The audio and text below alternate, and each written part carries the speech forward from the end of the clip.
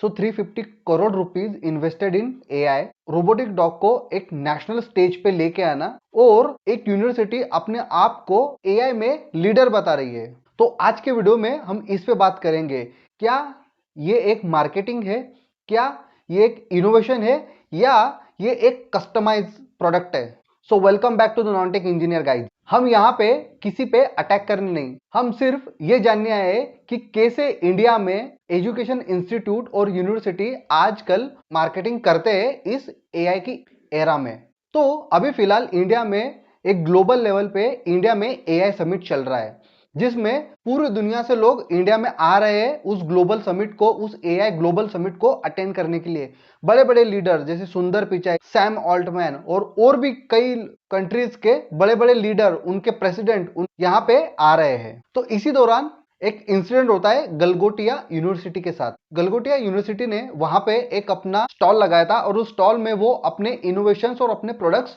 वहां पे शोकेस कर रहे थे, और उन्होंने उसमें एक क्लेम किया कि वो 350 करोड़ रुपीस उन्होंने स्पेंड किया है एआई इनिशिएटिव्स के लिए। 350 crore is not a small number, क्योंकि 350 करोड़ रुपीस जैसे ही आप बोलते हो तो एक अटेंशन मिलता है कि 350 करोड़ रुपीस अगर कोई यूनिवर्सिटी स्पेंड कर रही है उनके एआई के लिए, एआई इनोवेशंस के लिए, या फिर एआई इनिशिएटिव्स के लिए, तो ये एक आई कैचिंग, एक मार्केटिंग टैक्टिक हो सकती है। तो किस तरह से यूनिवर्सिटीज इंडिया में मार्केटिंग करते हैं, क्योंकि आजकल प्राइवेट यूनिवर्सिटीज हर कोई कंपटीशन में आ गया है, और कंपटीशन की वजह से वो कंपटीशन करते हैं उनके बेटर प्लेसमेंट के लिए, उनके बेटर रैंक के लिए, अपनी यूनिवर्सिटी को और अच्छे से अच्छा दिखाने के लिए, उनके इंफ्रास्ट्रक्चर पे और भी कई जगह पे जो मार्केटिंग की वजह से वो लोग दिखाते हैं, ताकि वो स्टूडेंट्स को अट्रैक्ट कर पाए अपनी यूनिवर्सिटीज में। तो जैसे ही गलगोटिया यूनिवर्सिटी के जो मैडम है उन्होंने बोला कि 350 करोड़ रुपीस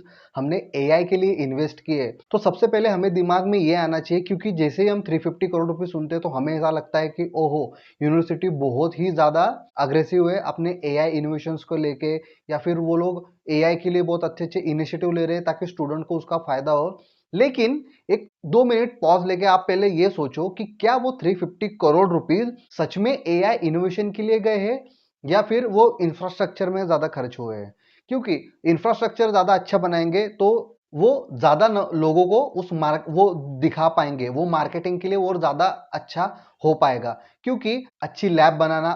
उस लैब्स में अच्छा इंफ्रास्ट्रक्चर रहना, उसमें इंटीरियर अच्छा होना, या फिर उसमें अच्छे मशीन्स है जो एआई के लिए सपोर्ट करते हैं या नहीं, जो भी कोडिंग या फिर जो भी वो वहां पे चल रहा है उसके लिए वो कैपेबल है या नहीं, और उसके साथ साथ ये 350 करोड़ रुपीस में से कितना ज्यादा पैसा उन्होंने फैकल्टीज पे खर्च किया है, कितना ज्यादा पैसा उन्होंने बुक्स और इनोवेशन के लिए खर्च किया है, क्या उन्होंने कोई पेटेंट लिया है या नहीं इस चीजों के लिए। मोस्टली जो खर्चा है वो इंफ्रास्ट्रक्चर पे और मार्केटिंग पे गया है। सबसे पहले हमें दिमाग में ये आना चाहिए, क्योंकि यूनिवर्सिटीज अपना इंफ्रास्ट्रक्चर ज्यादा अच्छा बनाते हैं और मार्केटिंग पे अच्छा स्पेंड करते हैं, ताकि वो स्टूडेंट्स को अट्रैक्ट कर पाए। क्योंकि आज भी इंडिया में ऐसे ही चलता है, क्योंकि जितनी अच्छी बिल्डिंग हो, जितना ज्यादा अच्छा यूनिवर्सिटी का एनवायरनमेंट है, जितना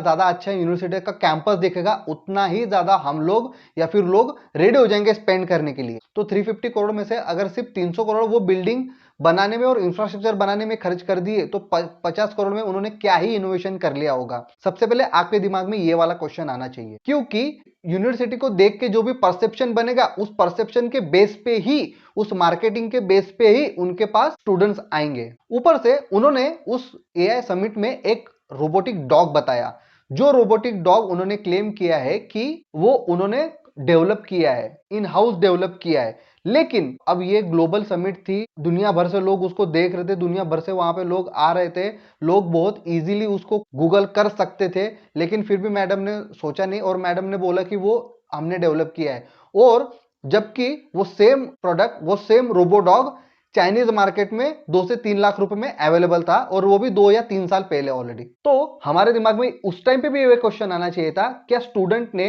कभी चेक किया है क्या यूनिवर्सिटीज के नाम पे कितने पेटेंट है, यूनिवर्सिटीज का इंफ्रास्ट्रक्चर ना देख के यूनिवर्सिटीज के इनोवेशन और उनके रिसर्च पेपर कितने पब्लिश्ड है। उन्होंने जो भी पैसा वो क्लेम कर रहे कि हमने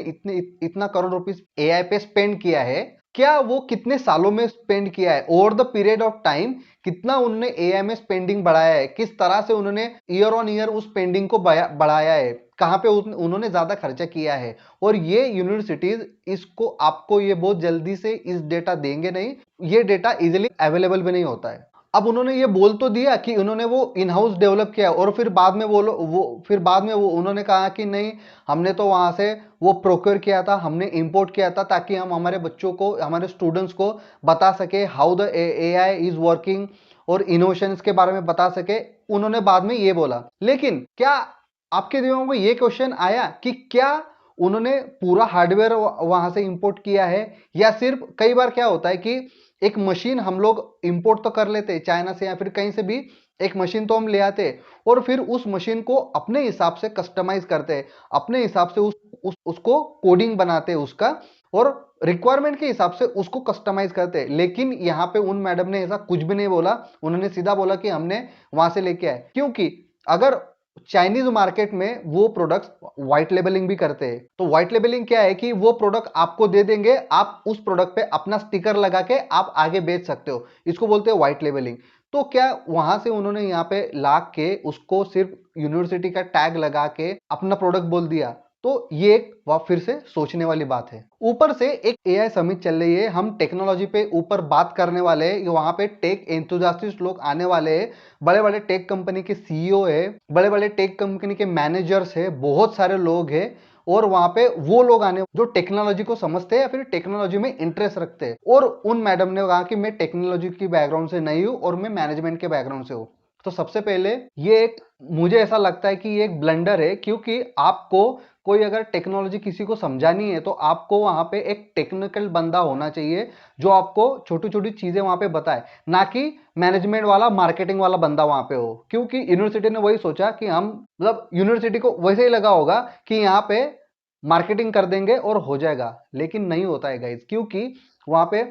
जो जो इंडिया, जैसे इंडिया में चलता है, ये जो प्राइवेट यूनिवर्सिटीज है, या फिर मैं सिर्फ गलगोटे वालों की बात नहीं कर रहा हूं, ये मैं अक्रॉस द कंट्री की बात कर रहा हूं अभी। क्योंकि ये तो सिर्फ गलगोटे का इंसिडेंट हो गया, वो एआई की वजह से, एआई समिट की वजह से। लेकिन इस तरह की मार्केटिंग बहुत सारी यूनिवर्सिटीज करती है, और आजकल तो टीवी में भी यूनिवर्सिटीज के ऐड आने लग गए। बड़े बड़े फिल्म स्टार को, बड़े बड़े एक्टर्स को वो लोग यूनिवर्सिटी के ब्रांड एम्बेसडर की तरह वो लोग प्रमोट करते हैं। तो इंडिया में यही चलता है, क्योंकि जितना ज्यादा आप बड़ा नाम अपने यूनिवर्सिटी के साथ एसोसिएट करोगे, जितना आप अच्छा मार्केटिंग करोगे, जितना अच्छा यूनिवर्सिटी का ब्रांडिंग, जितना अच्छा यूनिवर्सिटी का एनवायरनमेंट होगा, इंफ्रास्ट्रक्चर होगा, उतने ही ज्यादा लोग वहां पे डोनेशन देने के लिए रेडी हो जाएंगे और उतने ही ज्यादा स्टूडेंट वहां पे आएंगे। क्योंकि स्टूडेंट को जनरली क्या लगेगा कि अगर अच्छी यूनिवर्सिटी है, ये इतना सारा पैसा खर्च कर रहे हैं किसी इनोवेशन के लिए, अपने लैब्स के लिए, तो यहाँ पे कैंपस हायरिंग भी बहुत अच्छी होगी, अच्छी कंपनीज आएंगी और उनको अच्छे जॉब ऑफर करेगी। तो लेकिन अब यहाँ पे क्या हो रहा है कि आप अगर इंटरनेट पे जाके देखोगे कि गलगोटिया यूनिवर्सिटी के जो भी स्टूडेंट है, अब लोग उनको ट्रोल कर रहे हैं। लेकिन मुझे ऐसा लगता है उनको ट्रोल करके कुछ फायदा नहीं है, क्योंकि वो लोग भी कुछ तो फ्रस्ट्रेशन, या फिर वो लोग भी वो फील कर रहे होंगे कि कुछ बहुत ज्यादा ब्लंडर हो गया, कुछ गलत हो गया अब उनके साथ। तो स्टूडेंट को इसका क्या इंपैक्ट होगा? अब उनके करियर पे बहुत इंपैक्ट होगा, क्योंकि अब गलगोटिया का नाम आ गया है। अब वो जब भी जो भी, और बहुत रिसेंटली अब इस साल में जो भी पास आउट होने वाले होंगे गलगोटिया से, उनके ऊपर तो सच, मुझे ऐसा लगता है सच में उनका थोड़ा नुकसान हो गया है। क्योंकि इस साल जो पास आउट होंगे उनके साथ वो गलगोटिया की वो प्राइवेट यूनिवर्सिटी का वो सर्टिफिकेट लेके जाएंगे मार्केट में, और फिर उनके ऊपर उल्टे सीधे क्वेश्चन हो सकते हैं। ऊपर से जो लोग अभी वहां पे पढ़ रहे हैं उनके लिए भी अब वो कैंपस हायरिंग के लिए थोड़ा इंपैक्ट हो सकता है। अब वहां के बच्चों के लिए हो सकता है कि वहां के जो भी स्टूडेंट होंगे उनको जॉब मिलने के लिए या फिर उनको थोड़ा स्ट्रगल ज्यादा करना पड़ेगा। एक और बात मैं पेरेंट्स को भी बोलना चाहूंगा, अगर आप पेरेंट्स हो और आपको भी ऐसा लग रहा है कि इस तरह से आप बड़ी बड़ी एडवर्टाइज देख के, बड़े बड़े सेलिब्रिटीज को देख के, इस तरह से इंफ्रास्ट्रक्चर, बहुत बड़ा कैंपस देख के अगर आप भी अपने बच्चे का एडमिशन इस टाइप से कर रहे हो, क्योंकि आपको अभी फिलहाल इंडिया में ऐसा ही चलता है कि जितने बड़े इंस्टीट्यूट में हमारे बच्चों को डालेंगे, सोशल प्रेशर भी होता है उस चीज का। क्योंकि आप अपने बच्चे को कर्जा लेके या फिर आप लोन लेके कुछ भी करके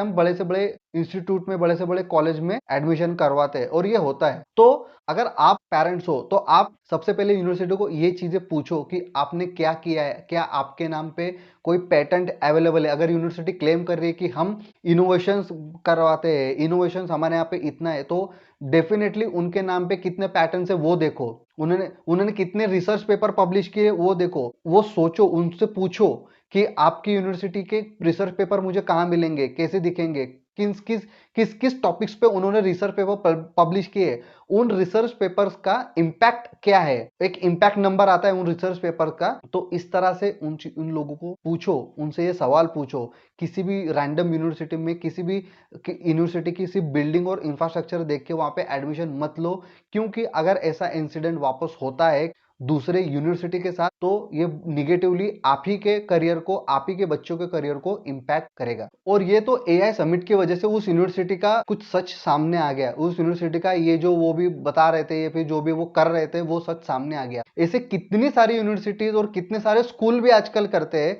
हमारे एरिया में भी एक स्कूल है और ऑल ओवर द इंडिया ऐसे स्कूल्स है जो बहुत ही ज्यादा प्रमोट करते हैं, बहुत ही ज्यादा कुछ कुछ चीजें बताते हैं, लेकिन वो सिर्फ हवाबाजी में काम करते रहते हैं। वो इसलिए इसीलिए प्रमोट करते हैं, वो इसलिए उनका कैंपस और इसलिए इतना ज्यादा खर्चा करते हैं इंफ्रास्ट्रक्चर पे, ताकि वो आपसे मोटी डोनेशन फीस वसूल कर सके। उनकी कैंपस, उनकी ब्रांडिंग को दिखा के ही वो आपसे पैसा चार्ज करेंगे, और उसी पैसे और उसी ब्रांडिंग को देख के हमको लगता है अच्छा स्कूल है, अच्छी बड़ी बिल्डिंग है, तो उस सोशल प्रेशर के चक्कर में हम लोग पैसे उनको दे देते हैं। तो वीडियो में मैं ये नहीं बता रहा हूं कि गलगोटिया वाला का कोई प्रॉब्लम है या फिर ये इंस्टीट्यूट अच्छा नहीं है, वो यूनिवर्सिटी अच्छी नहीं है, या फिर ऐसा चल रहा है, ये चला, ये इस वीडियो का इंटेंट नहीं है। ये वीडियो का इंटेंट ये है कि आप जब भी कोई एडमिशन लो तो एडमिशन करने से पहले इन चीजों को देखो, इन चीजों को समझो, क्योंकि फेक मार्केटिंग बहुत ज्यादा चलता है इंडिया में। आपके साथ भी अगर आपने भी कभी ऐसा जज किया है या फिर आपने कभी ऐसा एनालाइज किया होगा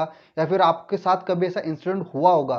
तो आई रिक्वेस्ट यू कि कमेंट में वो बताओ, इंसिडेंट बताओ, किस जगह पे इंसिडेंट हुआ है, किस इंस्टीट्यूट के साथ वो इंसिडेंट हुआ है, वो बताओ और लोगों को अवेयर करो।